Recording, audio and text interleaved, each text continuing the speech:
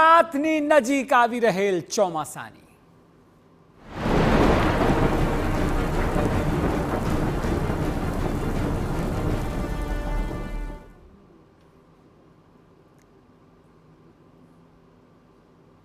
તો જેમ આપણે વાંચ્યું તે મુજબ ચોમાસાએ હવે રફતાર પકડી છે, કારણ કે વહેલું ચોમાસું બેઠું છે એટલે થોડા જ દિવસોની અંદર તમામ જગ્યાએ ગુજરાતમાં વરસાદ જોવા મળશે।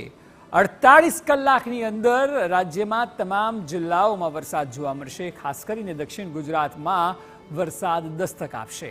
13 જૂને એન્ટ્રી મારી શકે છે ચોમાસું। આજે પણ સૌરાષ્ટ્રના અનેક વિસ્તારોમાં વરસાદ જોવા મળ્યો હતો। ગઈકાલે અમદાવાદ સહિતના અલગ અલગ વિસ્તારોમાં પણ વરસાદ હતો, ત્યારે હવે ચોમાસાની એન્ટ્રી વિધિવત રીતે થઈ શકે છે, કારણ કે રફતાર ગુજરાત તરફ આવવાની પકડી છે।